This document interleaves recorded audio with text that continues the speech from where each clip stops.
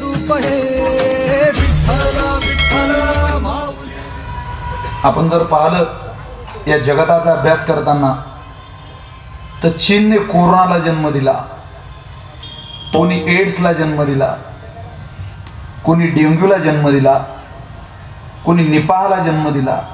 जगाच्या पाठीवर असा एकमेव देश आहे ज्यानं जगन्नाथपुरीच्या कोट्यावधीच्या यात्रेत आणि श्रीराम वैकुंठ नगरी पंढरपूरच्या लाखो लोकांच्या जनसमुदायात एका चंद्रभागेत मलमूत्रामध्ये स्नान करून सुद्धा जगाला प्रेमाचा आणि समतेचा संदेश दिला. त्या राष्ट्रात आपण राहतो. हा प्रसाद आहे महाराज. भारतात रोग नाही जन्माला येऊ शकत नाही. जे चीनमधून हे सगळं येत आहे ते घडू नये, कुठे चीनमध्येही घडू नये. पण जगाच्या पाठीवर असा एक देश आहे चीन, ज्यानं भ्रूण हत्येचं प्रमाण अति वाढवलं. भारतामध्ये हम दो हमारे दो आहे आणि चीनमध्ये हम दो हमारा एक आहे. भ्रूण हत्येचं प्रमाण खूप वाढलं. चीनमध्ये कुत्र्याचं, मांजराचं, बकऱ्याचं मांस खाता याचं मला वाईट वाटत नाही, पण चीनच्या हॉटेलला आमच्या हॉटेलमध्ये 2 महिन्याच्या बाळाचं सूप मिळेल असं सुद्धा बोर्ड असतं. त्याची खंत वाटते. 2 महिन्याच्या मुलाचा गर्भ ज्या वेळेला काढला जातो त्याचंही सूप पिण्याची पद्धत चीनमध्ये आहे. पण भारतामध्ये मात्र अरे बाळाचं सोडा, पशु हत्या मानण्याने आम्हाला, भ्रूण हत्या तर फार लांबचा विषय. हा प्रसाद या वारकरी संप्रदायानेच या जगताला, या विश्वाला दिलेला आहे. आणि त्या प्रसादाचे आपण सगळे साधक मंडळी आहे. बऱ्याच गावची मंडळी इथं उपस्थित आहेत. आदरणीय धीरज शेठ उपस्थित आहेत, ज्यांच्या आमच्यावरती विशेष प्रेम आहे. प्रमोदजी आंबेकर आहे. मुक्ताबाईच्या पादुका, मुक्ताईंच्या समाधी सोहळ्याला, निवृत्तीनाथांच्या पादुका आणायला त्यांचा महत्त्वाचा हातभार. दरवर्षी आईसाहेबांच्या समाधी सोहळ्याला जातीनं उपस्थित असतात.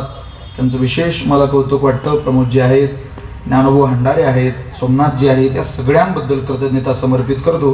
अधिक वेळ विस्तारामध्ये न घालवता लवकरात लवकर माझ्या चिंतनाकडे येतो. विठ्ठल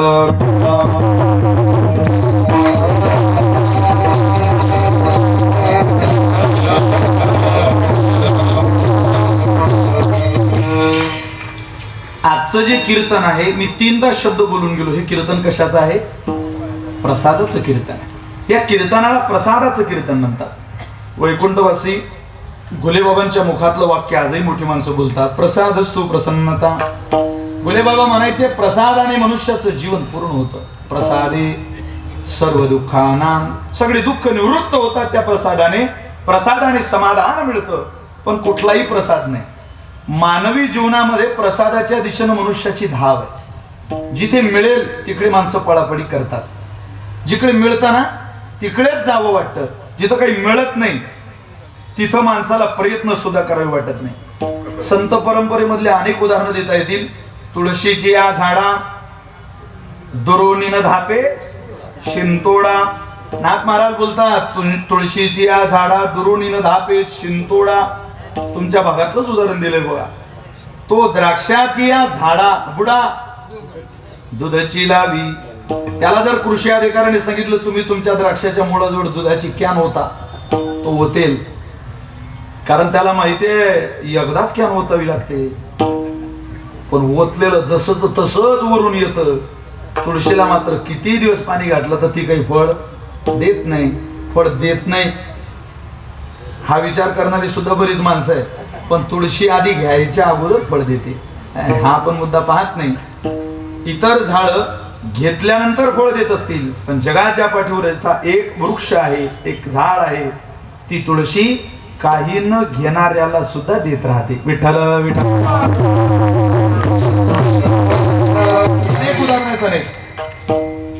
तरी घरी माता पितरा धड बोली नाही संसारा. तो विश्वभरे आदरा मूर्ख जैसा.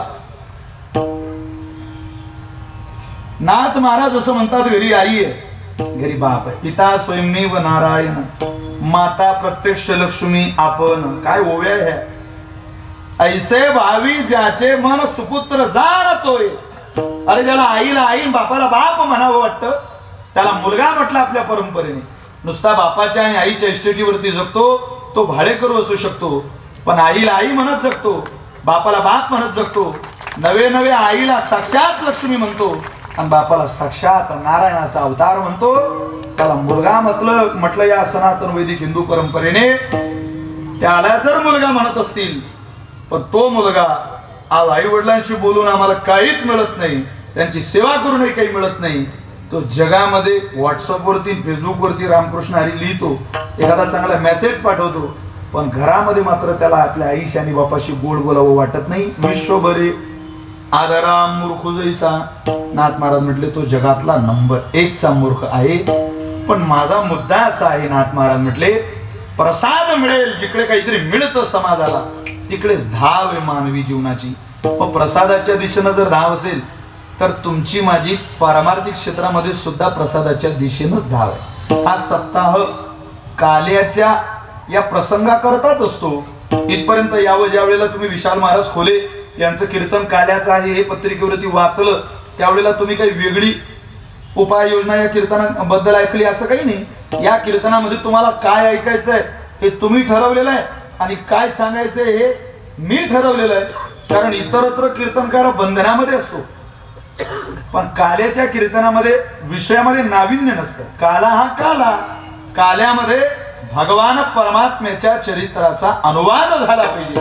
त्याची अनुवाद गवळणींनी जे केले, सदा सर्व काळ सदा सेव्या धन्य भागवती कथा किंवा धन्य हरिकथा, सदा ज्याचं सेवन करायचं ती हरीची कथा आज गायची असते. आजच्या कीर्तनाचं एक विशेष आहे महाराज, इतरतर कीर्तनामध्ये सगळा समाज तृप्त नसतो, पण आजच्या कीर्तनात सगळे माणसं खुश असतात.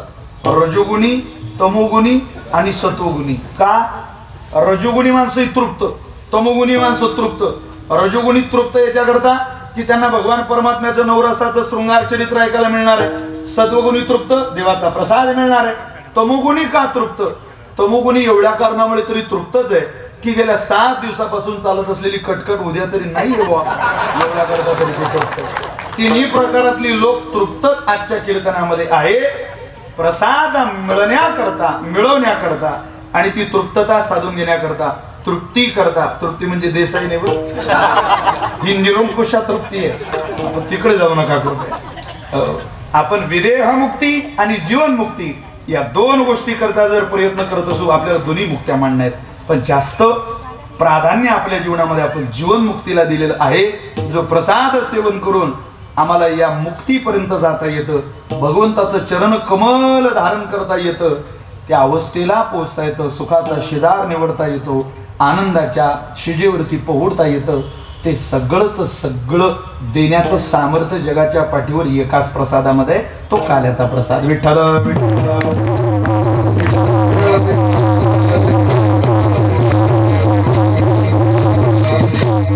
म्हणून इथं आल्यानंतर प्रत्येकाने अनुवाद ऐकावे. हो, त्याची अनुवाद सदा सर्व काळ करोनिया.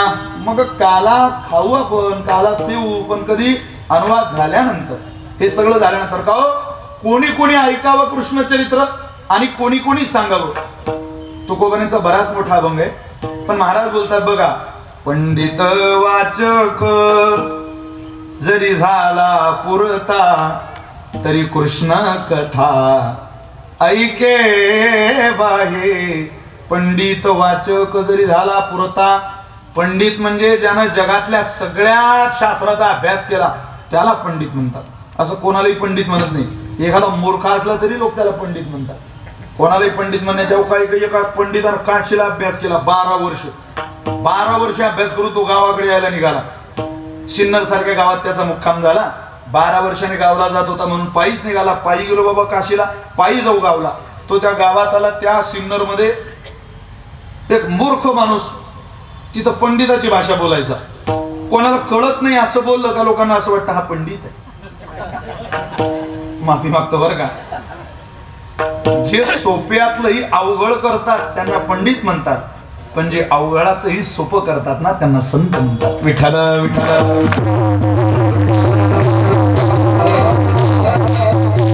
आमचे गुरुजी नेहमी ज्यांच्याकडे शिकलो ते असं म्हणतात, कीर्तनामध्ये 2 विषय असतात. ते दोन्ही विषय कीर्तनकाराने कीर्तनात कधी हाताळू नये. पहिला विषय अभ्यासाचा असतो आणि दुसरा विषय निरूपणाचा असतो. अभ्यासातून निरूपण साधायचं पण अभ्यासाचा विषय निरूपणात आणायचा नाही. अभ्यासाचा विषय जर तुम्ही कीर्तनात सांगायला लागले, अरे तुमचं वर्षाचे वर्ष चालले अभ्यास करून करून, आपल्यालाच तर ती कारण मीमांसा अजून कळत नाही. एका 2 तासाच्या कीर्तनामध्ये बसलेला श्रोता हा सर्वसामान्य वृत्तीचा सुद्धा असू शकतो. सगळीच माणसं त्या लेवलची नसतात. क्वचित लोकांना कळेल म्हणून काय आपल्या पांडित्याचं दिग्दर्शन प्रदर्शन मांडण्याकरता अवघडच मुद्दा सांगत राहावा? नाही, अभ्यासाचा विषय कीर्तनात सांगू नये आणि कीर्तनात सांगायचा विषय अभ्यासाच्या वेळेला पाठात सांगू नये. विठ्ठल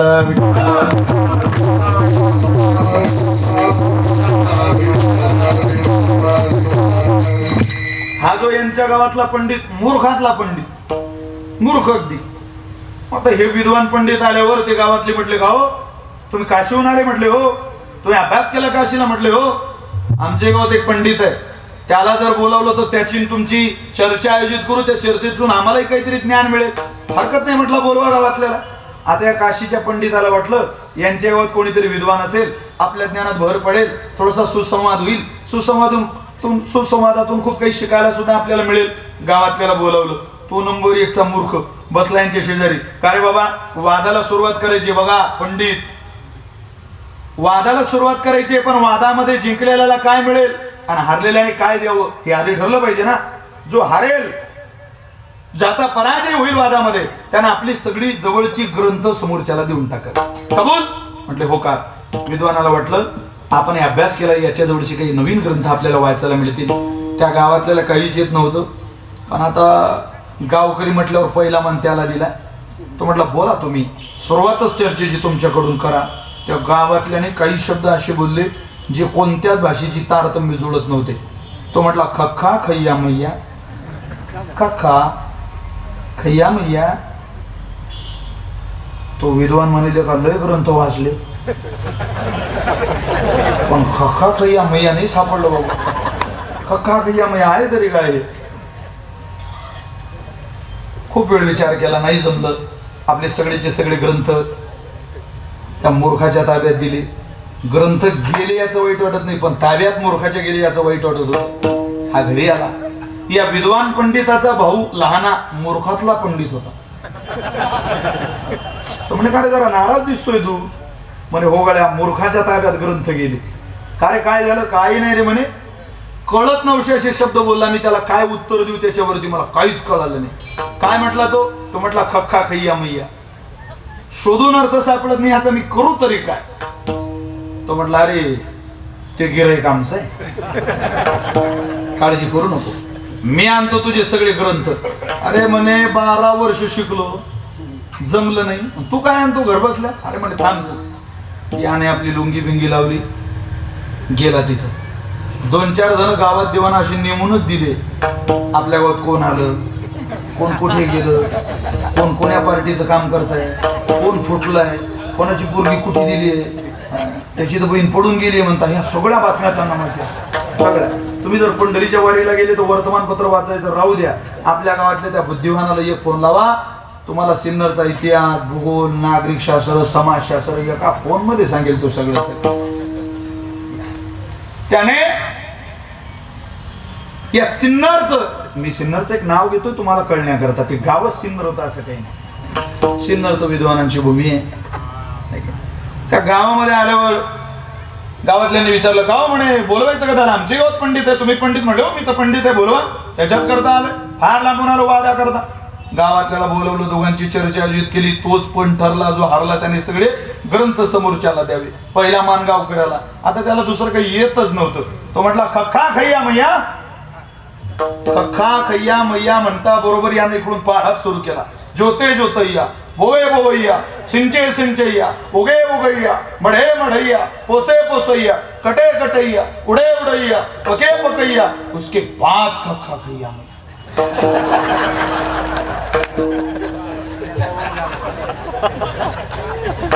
कमाल झाली म्हणे गड्या. लय पंडित माघारी फिरवले, पण हा कुठला आहे? त्यानं सगळे ग्रंथ आणले, दिले याच्या ताब्यात. हा ते ग्रंथ घेऊन घरी आला. मोठा म्हणे 12 वर्षात मला जमलं नाही, हे जर सगळं तुझ्याजवळ होतं तर मी काशीला का गेलो? काय होतं? अरे हे तू शिकला कसं, तुला आलं तरी कसं, काय अर्थ काढला रे तू? काय नाही रे म्हटला, मी त्याच्या शब्दाचा अर्थ काढला, खखा खय्या मैया. तू जेवला का?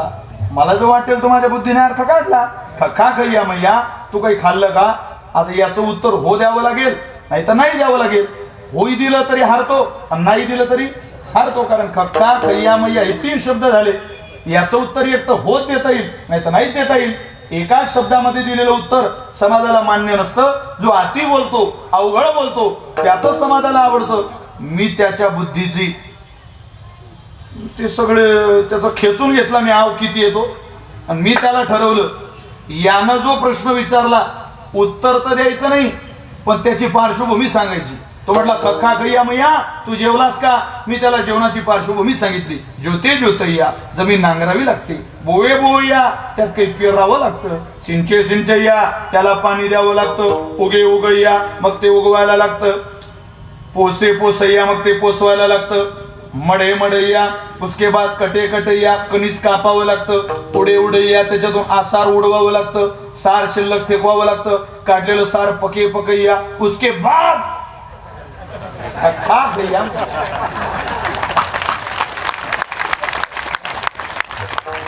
आता ही चर्चा जशी आपल्या कीर्तनातला 4 मिनिट घेते ना, तशा या चर्चेने बऱ्याच लोकांचे आयुष्य गेले. म्हणून जगद्गुरु तुकोबारासारखा महात्मा म्हणतो,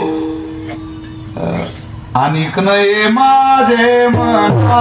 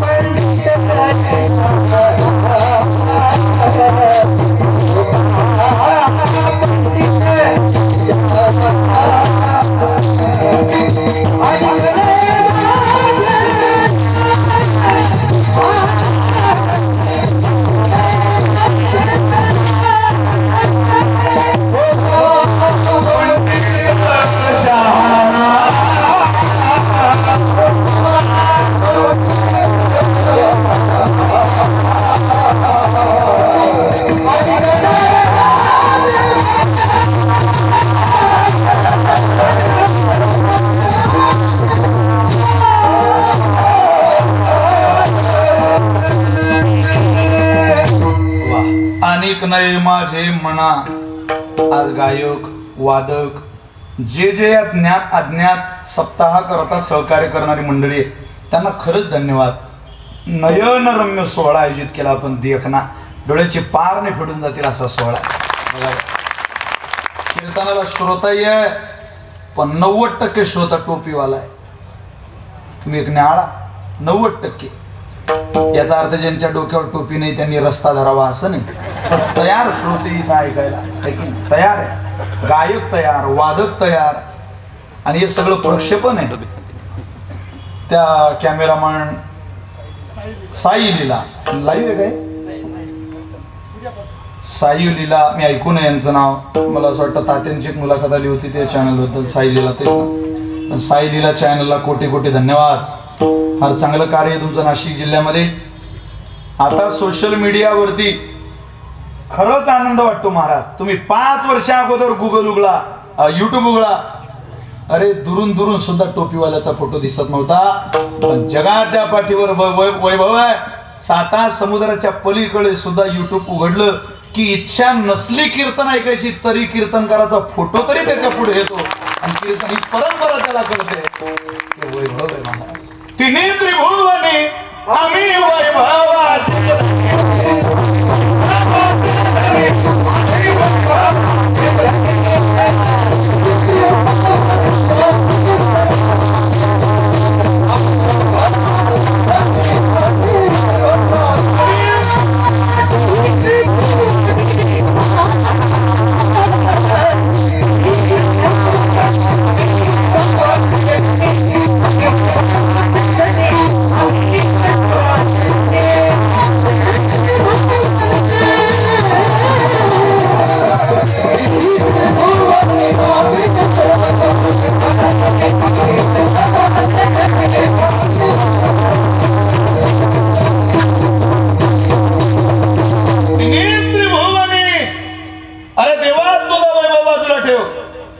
सगळ्यात सामर्थ्याचं वैभव आमचं आहे वारकऱ्यांचं.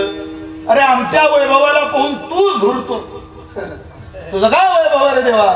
वैकुंठात तुला मानणारे, इथं तुला शिव्या देणारे सुद्धा आहे. देत नाही देवाला लोक शिव्या, पण वारकऱ्याला बोलायची ताकद नाही कोणाची, कारण आम्ही वैभवाचे मालक आहे.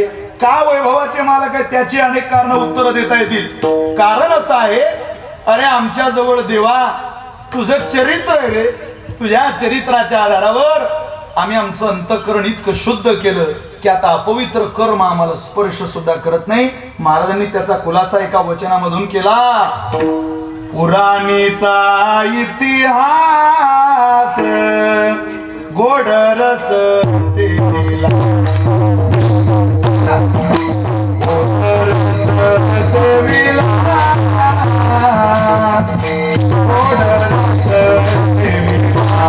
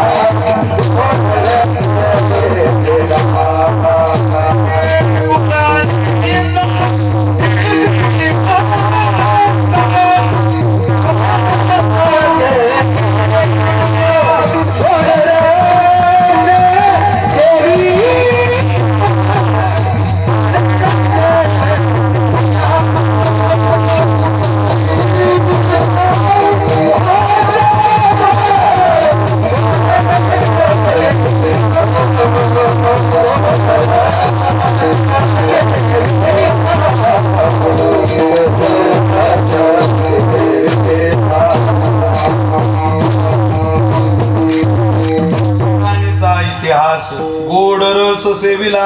आम्ही त्या रसाचं सेवन केलं म्हणून आम्ही मोठे आहोत.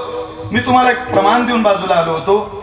अनिक नये माझ्या मना हो का पंडित. तो पंडित जरी असला तरी माझ्या मनाला येत नाही. पंडित शब्दाचं चिंतन करत होतो. पंडित पुढे तुकोबऱ्यांचा शब्द आहे बघा. कृष्ण कथा कोणी ऐकावी. पंडित वाचक. वाचक म्हणजे पेपर वाचक. 18 पुराणांचं दररोज वेळेला वाचन आहे. प्रस्थांतर ज्याच्या काय नजरेमध्ये तो झाला वाचक. आता वाचक मिळत नाही. आमचे गुरुजी म्हणतात वारकऱ्याच्या जीवनात 3 व असले पाहिजे. पहिला व वारी असली पाहिजे, दुसरा व वाचन असलं पाहिजे, आणि तिसरा व व्रत असलं पाहिजे. वारी, वाचन आणि व्रत हे 3 व ज्याच्या जीवनात आहे, जगाच्या पाठीवर जगण्याकरता त्याला कोणाच्याच दारात भीक मागायची गरज पडत नाही. इतकं वैभव कोणी श्रीमंताच्या दरबारात यानं मला आपलं म्हणावं म्हणून हाजी हाजी करायकरता मानवी निर्दय मिळालेला नाही. गुरुवारी राऊत बाबा बोलतात नेहमी अधिकार नाही. दुसऱ्याला मोठं म्हणण्याकरता जन्माला आलो नाही आपण. अरे आपणच इतके मोठे आहोत की दुसऱ्याचं मोठेपण वर्णन करता करता, एखाद्या मोठ्या माणसाची स्तुती करता करता या पवित्र देहाची माती होऊन जाते तरी आपल्या लक्षात येत नाही आपण वर्णन करायला कोणाचं आलो. उभा जन्म देवानं साधूचं देवाचं वर्णन करायला दिला. तुझी जीभ कशी गळत नाही रे. माझ्या साधूचं नाव तुझ्या जिभेवरती ओठावरती येत नाही लेका. देवाचं नाव तुझ्या ओठावरती कधी येत नाही. पैशा करता पोटा करता कोणाची स्तुती करत राहतो.